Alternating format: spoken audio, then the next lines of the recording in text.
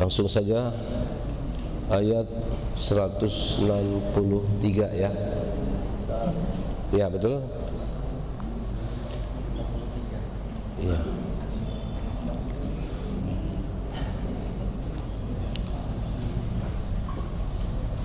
A'udzu billahi minasy syaithanir rajim. A'udzu billahi minasy syaitanir rajim. Bismillahirrahmanirrahim. Bismillahirrahmanirrahim. Wa ilahukum ilahu wahid. Wa ilahukum ilahu wahid. La ilaha illa huwar rahmanur rahim.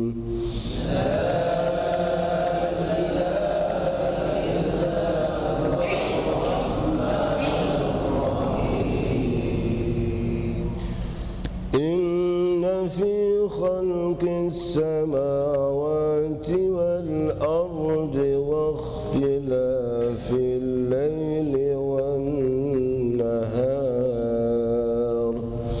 إن في خلق السماوات والأرض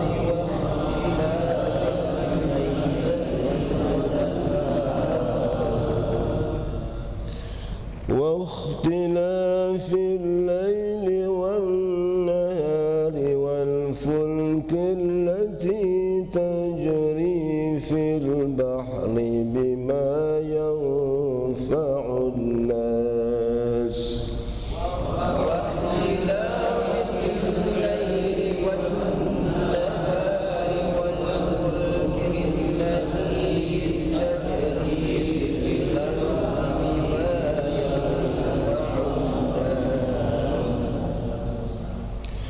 بما ينفع الناس وما أنزل الله من السماء من ماء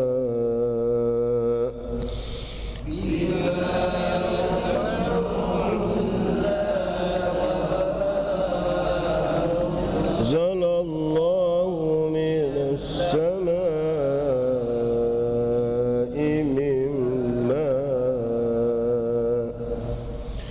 وما أنزل الله من السماء من ماء فأحيا به الأرض بعد موتها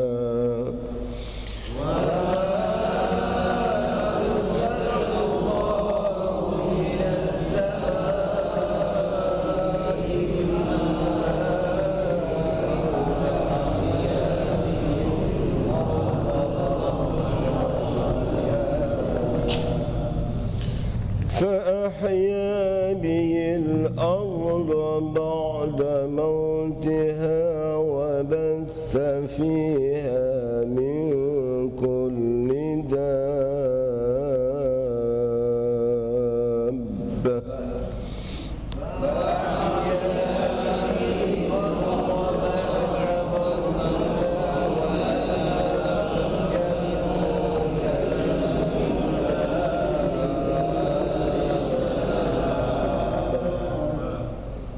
panjang ya.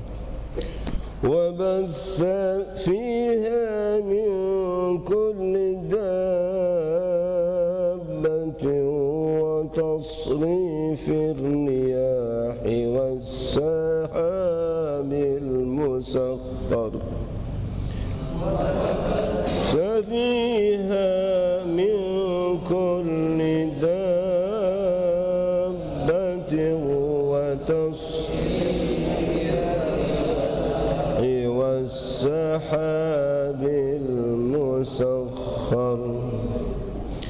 والسحاب المسخر بين من السماء والأرض لآيات لقوم يعقلون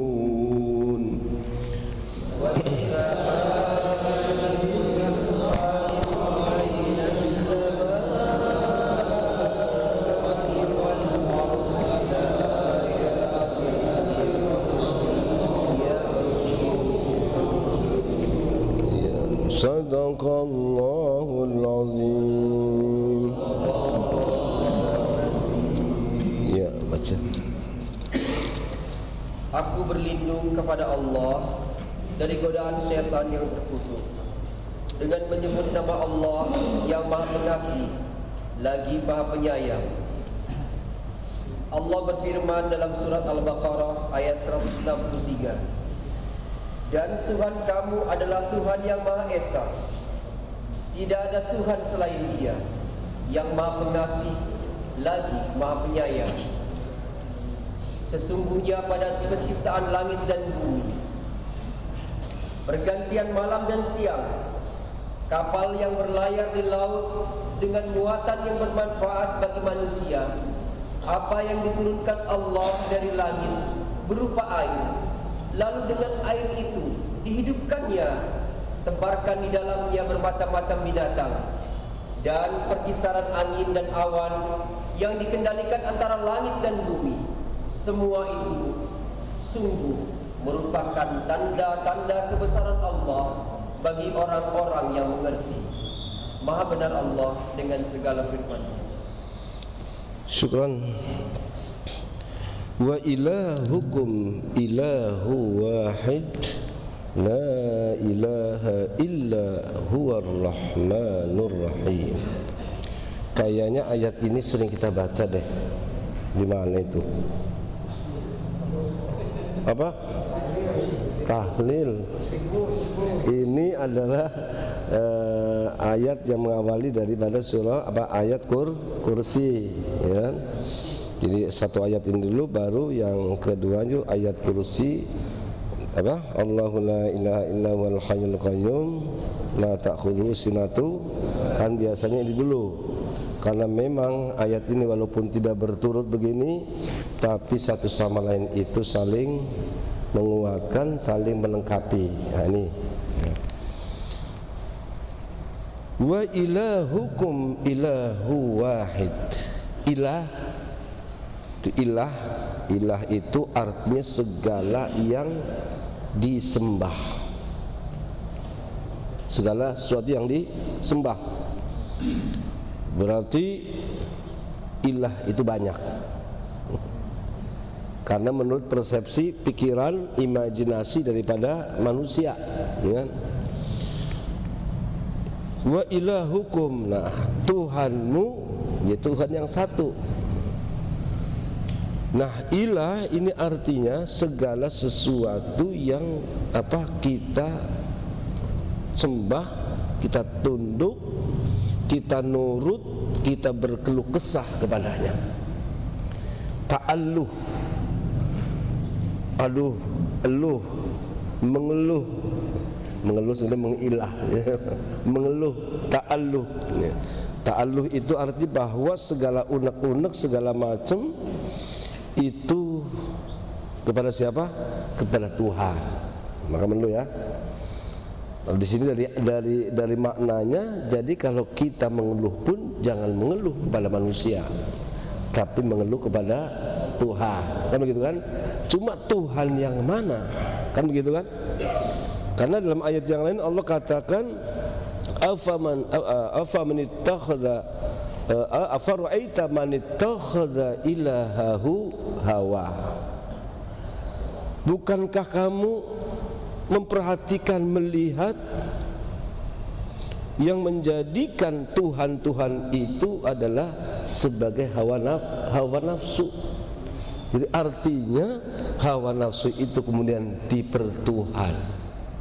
Karena apa? Apa yang menjadi keinginan itu diikutin, betul nggak? Pengen kawin lagi, oke, ya kan? Pengen ini diokehin terus. Jadi makanya afara'aita man ittakhadha ilahahu hawa. Ini ternyata banyak orang menjadikan hawa nafsu itu sebagai Tuhan. Tuhan itu ya hawa nafsu itu, diikutin, diturutin. Nah, di sini mengerti bahwa ilah itu memang sesuatu yang dituruti. Maka jangan sampai salah kita mengikuti. Seandainya kita mengeluh, berta'alluh pun jangan kepada manusia, tapi kepada ilah. Kan begitu kan? Tersinggung loh. Andai kata kita boleh bayangkan, masa gue yang ngasih kamu segala-galanya, udah kasih ini kasih itu, tapi begitu mengeluh pada orang, emang gue mau dikemanain, katanya begitu. Tuhan kira-kira seperti itu. Oleh sebab itu kalau kita lagi sakit, lagi susah, jangan kita berkeluh kesah kepada manusia. Kenapa? Yang tidak suka yang pertama itu adalah Allah sendiri, karena sudah tidak dianggap. Nih. Tapi apapun ketika ya Allah sakit ini, kok saya begini ya Allah, nggak apa-apa, silakan mau ngomong apa juga, karena memang Allah itu ilah. Ya. Ini kalau dari makna ilah. Nah, karena ilah itu tadi memang banyak sesuai dengan imajinasinya yang ternyata itu adalah bukan lain kecuali adalah hawa nafsu, maka katakan wa ilahukum ilahu wahid. Gak ada. Wa ilahukum ilahu wahid, yang satu, yang ahad. Qul huwallahu ahad Allahus samad. Nah, ini ayat ini sangat begitu penting, karena manusia jangan sekali-kali dia membohongi dirinya, menyembunyikan dirinya. Kalau pada ayat sebelumnya bahwa orang yang menyembunyikan kebenaran, innalladzina yaktumuna ma anzalallahu minal bayyinati wal huda min ba'di ma bayyanahu lin-nasi fil kitab ulaika yal'anuhumullah wa yal'anuhumul la'inun. Yang mereka yang disembunyikan oleh mereka itu apa? Orang-orang itu, orang kafir, adalah kebenaran atau tentang Nabi Muhammad SAW, tentang Al-Quran, mereka sembunyikan. Yang kedua, apalagi jangan coba-coba kamu menyembunyikan, yaitu fitrah manusia, yaitu adanya keimanan kepada Allah Subhanahu wa taala. Jadi ini korelasinya antara ayat ini dengan sebelumnya. Kalau sebelumnya tadi bicara tentang orang yang menyembunyikan kebenaran, yaitu bahwa Nabi Muhammad SAW adalah utusan Allah, Al-Quran itu adalah wahyu yang membawa banyak bukti-bukti. Oke, tapi yang sekali lagi orang kafir itu juga menyembunyikan tentang fitrahnya. Kenapa harus mengucap yang lain? Ada Tuhan Lata, Tuhan Uzza dan sebagainya. Ini dulu begitu kan? Jadi orang-orang kafir dulu tuh menyembunyikan dua hal, yaitu pertama kepada diutus Nabi Muhammad, kepada Quran, termasuk juga menyembunyikan yaitu al-ilah yang sesungguhnya. Itu korelasinya. Nah, hadirin yang dimuliakan Allah Subhanahu wa taala. Jadi ilah wa ilahukum ilahu wahid, satu. Nah, maka satu, Allah akan menunjukkan bahwa dirinya ada satu. Dirinya adalah tunggal ahad, tidak siapapun. Dibuktikan nanti pada ayat selanjutnya, inna fi khalqis samawati wal ard wa ikhtilafil laili wan nahar, ya kan, wal fulkil lati wal fulkil lati tajri fil bahri bima yanfa'un nas wa ma anzalallahu minas sama'i ma'in fa ahya bihil arda ba'da mautiha wa batha fiha min kulli dabbati wa tasrifiha ila akhir ayat. Semua itu adalah menunjukkan tentang keesaan Allah Subhanahu wa ta'ala, rinciannya. Sebab kalau tidak, seandainya yang ada ini ada Tuhan yang lain, sudah pasti Tuhan itu masing-masing mempunyai punya keinginan, punya iroda, berantem mereka, ya kan? Maka dalam ayat yang lain Allah katakan, "Lau kana fihi ma'alihatun illallah la fasadata." Seandainya ya, lau kana fihi ma, seandainya di langit dan di bumi itu banyak Tuhan, langsung dibantunya illallah ya, niscaya hancurlah bumi dan langit. Karena Tuhan yang satu pengen bikin langit, yang satu enggak, saya mau bikin yang lain aja. Lah yang itu jadi akan terjadi seperti itu. Karena apa? Masing-masing mengaku dirinya tuh Tuhan. Nah itu. Jadi orang yang berpikiran bahwa Tuhan banyak itu adalah orang yang tidak logis. Berarti nggak masuk. Jadi Allah buktikan bahwa terciptanya langit dan bumi semua menunjukkan bahwa di sana ada satu. Ya, sebab itu ibarat kata kalau Quran itu kitab Allah itu sekian banyak, lalu kemudian ditampung dalam Al-Quran. Al-Quran kalau diperes lagi jadi surah Yasin, katanya begitu. Surah Yasin diperes lagi jadi umpamanya surah Al-Fatihah. Surah Al-Fatihah diperes lagi dari Bismillahirrahmanirrahim. Bismillahirrahmanirrahim itu diperes lagi jadi apa? Jadi apa? Titik. Titik ba itu dari satu titik itu kemudian baris ke sana, ada garis ke sini, ada garis ke sono, tercipta blur. Kan begitu kan? Itu makanya kana ma yakun bi yakunu makhluk ya. Bi kana makana, karena dari aku ini semua dulu terjadi, dan dari aku pula yang akan terjadi semuanya. Jadi maka itu titik, itulah yang maksud adalah wa ilahukum ilahu wahid. Kemudian tambah lagi la ilaha illa huwa, tidak ada ilah kecuali adalah Dia. La ilaha illa huwa. Ini adalah kalimat yang paling dahsyat, lebih berat dari apapun. Oleh sebab itu, kalau seandainya bumi sebelah kanan, bumi sebelah kiri, kemudian di sini ada kalimat la ilallah, niscaya kalimat la ilallah itu akan yang lebih berat, karena ini adalah tentang apa? Kebesaran Allah Subhanahu wa taala. La ilaha illa huwa. Kadang la ilaha illallah. La ilaha illa anta. La ilaha illallah. La ilaha illa huwa. La ilaha illa anta. Nanti tambahin lagi la ilaha illa ana. Tidak ada Tuhan kecuali aku. Dan awas jangan kesini ya kan? Kecuali wah ini udah kelas tinggi ya kan? Nah hadirin dimuliakan Allah Subhanahu wa taala, apa makna la ilaha illallah? Tidak ada Tuhan. Tadi tidak ada segala macam keluhan, tidak ada tumpuan, tidak ada segala macam yang dituruti, yang dituruti, yang kita tunduk kepadanya kecuali Dia.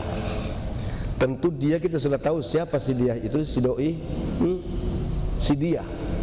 Itu lebih apa ya? Kalau bahasa Dia itu lebih romantis, saking deketnya. Si Dia kemana? Kok nggak pernah kelihatan si Dia? Kalau kita ajak ngomong si Dia siapa? Kekasihnya kan? Biasanya kan begitu. Doi itu? Si Dia. Itu lebih fasih, lebih berkesan ketimbang si Fatimah. Si Fatimah kemana? Ya Fatimah gitu. Kemana si Dia? Siapa sih Dia? Kan begitu kan? Itu lebih berkesan dalam hati. Oleh sebab itu kemudian ulama-ulama sufi arulia sebagian itu ketika zikir sudah kepanjangan la ilaha illallah, tapi pakainya hu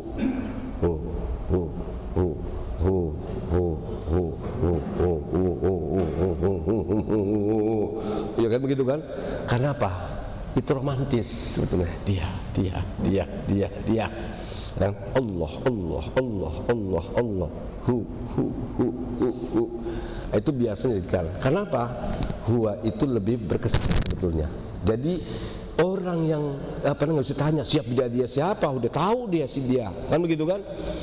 Nah, apa makna la ilaha illallah, la ilaha illahu? Artinya selain Allah itu tidak sebetulnya. Selain Allah, no. Cuma bisa nggak itu masalahnya? Jabatan, no. Betul? Karir, no. Pacar, no. Duit, oke. Itu apa dulu? Sebetulnya begitu. La ilaha illallah, pokoknya berani harus bisa mengatakan selain Allah tidak. Itu harusnya begitu. Selain Allah itu kita sebenarnya berani mengatakan bahwa selain Allah itu tidak. Tapi kalau Allah yes, gitu. Tapi prakteknya yang susah. Oleh sebab itu nanti kita latihan. Kita punya duit, tapi sungai itu nggak ada apa-apanya, nggak ada. Kita pikiran ya, duit kadang-kadang udah banyak tapi ternyata nggak bisa bela kok, banyak begitu, betul nggak? Jabatan ketika dia umpamanya ada di mana butuhkan, ternyata jabatan itu nggak bisa bantu apa-apa, apalagi kalau sudah mati, kan begitu kan? Jadi itu hanya sebatas ya, itu titipan, itu hanya untuk dimanfaatkan, kita gunakan. Jadi jangan bertumpu pada itu. Jadi orang yang mengucapkan kalimat la ilaha illallah mestinya dia berani mengatakan kepada selain Allah tidak. Kenapa? Allah katakan la ilaha illallah wahdahu la syarikalah. Gak ada sebut, nggak ada. Ini, tapi di sini Allah Subhanahu wa taala kemudian mengenalkan sifatnya. Dan inilah yang membuat kita lega, yang membuat kita itu begitu penuh harap. La ilaha illa huwa. Walaupun kita tadi mengatakan selain Allah tidak, tapi ingat bahwa Allah itu Ar-Rahman Ar-Rahim. Disitulah. Jadi dalam ayat ini tidak ada sifat yang lain yang disebutin. Tidak ada sifat yang lain. Tapi dari sifat Allah semuanya itu ada Qadirun, Qadiran, Muridan, Aliman, Hayyan, Sami'an, Basiran. Apalagi kan? Al-Malik, Al-Quddus, As-Salam, Al-Mu'min, Al-Muhaimin, Al-Aziz, Al-Jabbar, Al-Mutakabir, Al-Khaliq, Al-Bari. Semua itu enggak ada, semua disebutkan dua ini yang bolak-balik. Ar-Rahmanur Rahim. Bahwa Allah dialah yang Rahman dan Rahim. Tahu mana Rahman? Bahwa Allah Subhanahu wa taala memberikan segalanya, memberikan rezeki, memberikan karunia kepada seluruh makhluknya tanpa terkecuali.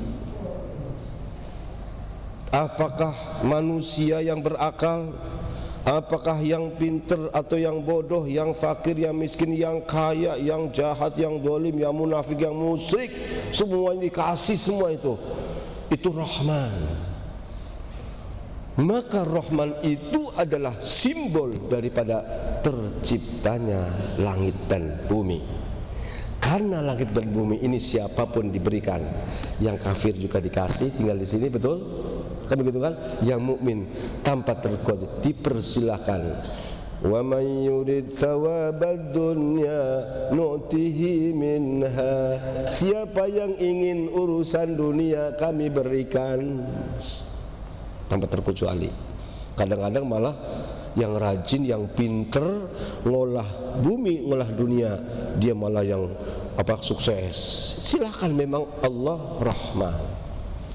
Tapi Allah tidak menghendaki itu. Pengen kalau mereka juga mendapat rahimnya Allah, kasih sayang khusus nanti yang akan diberikan kepada orang-orang yang beriman, yang beramal Jadi sebetulnya kalau disimpulkan, Ar-Rahman itu simbol daripada terciptanya apa? Langit dan bumi dunia ini, dan Rahim itu terciptanya surganya Allah akhirat nanti khusus. Gitu.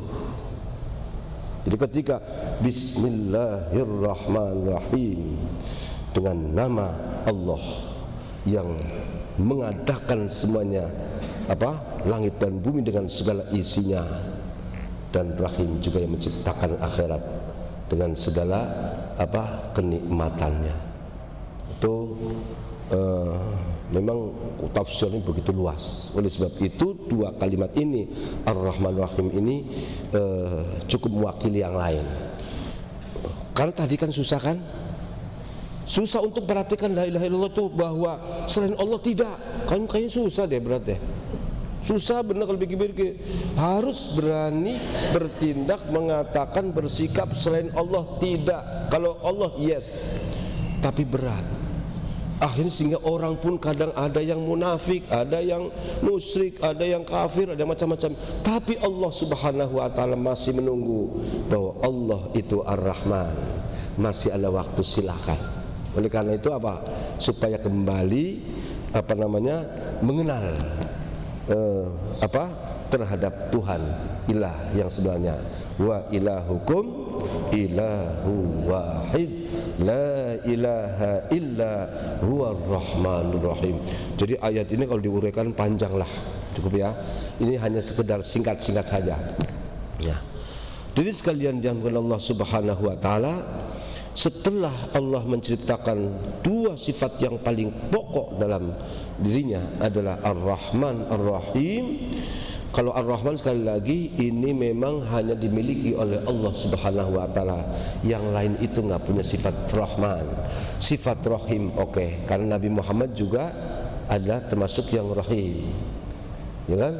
Laqad ja'akum rasulun min anfusikum azizun 'alaihi ma 'anittum harisun 'alaikum bil mu'minina raufur rahim. Itu Nabi Muhammad itu, raufur rahim di situ. Tapi kan Rahman enggak ada. Oleh karena itu kalau ngasih nama jangan si Rahman, kasihlah depannya Abdurrahman. Jangan langsung Rahman begitu. Itu berarti saingan dengan Allah. Nggak bisa. Di siapa yang mengasih kasih sayang, ngasih rezeki, ngasih segalanya kepada orang yang menentang kepada dia, yang jahat kepada dia, kalau bukan Ar-Rahman? Lah orang kafir dibiarin, ya kan? Orang munafik juga dibiarin terus pada hidup begitu. Ya kalau kita mungkin nggak wah kita nggak kuat, pencet-pencetin aja udah selesai loh. Tapi Allah nggak begitu. Allah punya sifat yang Rahman yang begitu luas, dan itu diperlakukan atau digunakan yaitu di dunia ini, dunia. Jadi jangan sekali-kali kita pakai nama apa, dikasih nama Rahman, ya kan? Tapi Abdurrahman, Nur Rahman, apa lagi? Ya kalau Rahim nggak apa-apa. Ini Rahman ini, Abdurrahman, Nur Rahman, apa lagi ya? Saifur Rahman, apalagi tambah yang Rahman depannya kasih gitu ya.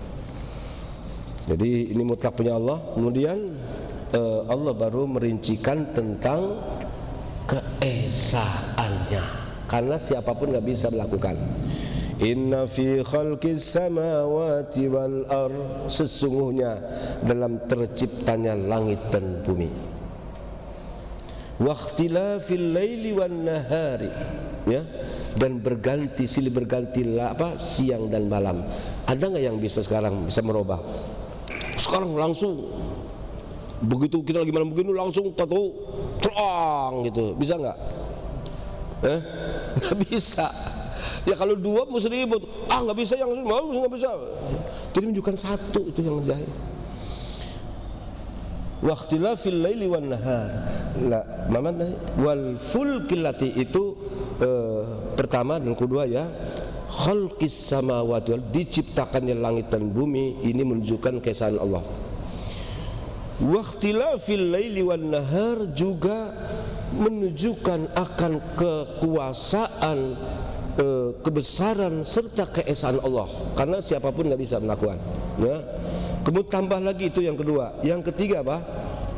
Ya, yang ketiga apa? Wal fulkil lati tajri fil bahri, dan kapal laut yang bisa berlayar, ya, di laut, yang bisa berjalan di laut dengan membawa berbagai macam yang bermanfaat kepada manusia. Sudah bisa nggak? Orang cuma bikin perahunya doang, tapi perahu dibikin dari apa? Dari kayu. Kayunya dari mana? Kalau pakai besi dari mana? Loh, kita kan cuma mindahin doang, kan begitu kan? Tapi kemudian dia bisa berlayar, bisa berjalan di atas laut dengan membawa berbagai macam yang bermanfaat, yang bawa rempah-rempahan, yang bawa batu bara, yang bawa ini. Coba, andai kata Allah tidak menghendaki, udah jebur langsung gitu, tenggelam. Tapi semuanya tunduk. Coba bayangkan, itu semua itu kebesaran Allah, kebesaran Allah di depan mata kita. Sampai kok nggak percaya, keterlaluan. Maka ujungnya lihat ayatnya, itu bunyinya apa? Apa? Singkat aja. Mana tadi? Tajrima yang panas wa manzalallahu minas sami ma'in fa ahya bihil arda mautiha. Allah turunkan itu dari langit, ya. Turunkan air, kemudian Allah menghidupkan bumi. Setelah bumi itu mati, bumi itu gersang, bumi itu mungkin apa? Kering. Begitu turun hujan, lalu kemudian dia basah. Besok muncul makhluk. Betul? Ya. Satu air, satu tanah, satu air, tapi yang keluar bermacam-macam. Pohon juga macam-macam, betul. Rasanya pun beda-beda. Sekarang bisa nggak ambil tanahnya saja, campur air, kamu bikin pohon mangga, bikin pohon nanas, bikin pohon durian, bisa nggak? Bisa nggak ada pabriknya kira-kira? Nggak bisa. Jadi hanya kebesaran Allah itu. Kalau Allah kan yusqa bima'in wahid. Yang tumbuh itu ternyata itu disiram, dihujani dengan satu air kan. Tanahnya satu, airnya satu, kemudian kok yang keluar macam-macam dengan warnanya yang berbeda, bentuknya beda-beda, rasanya beda-beda. Kalau bukan yang kuasa itu siapa? Kan gitu kan? Nih, terus lagi. Wa batha fiha min kulli dabah, kemudian beranak pinak, ya. Dabah itu segala yang melata, ya. Ya, pokoknya segala yang hidup berjalan, apakah itu buaya, apakah itu ikan, apa itu ayam, semua yang bergerak, itu namanya dabah. Dan berubahnya apa? Mengarahkannya, merubahnya apa? Angin sana sini, was-sahabil musakhari, dan juga awan yang ditundukkan antara langit dan bumi. Semua itulah ayatil liqaumi yaqilun, tanda-tanda bagi orang yang punya akal.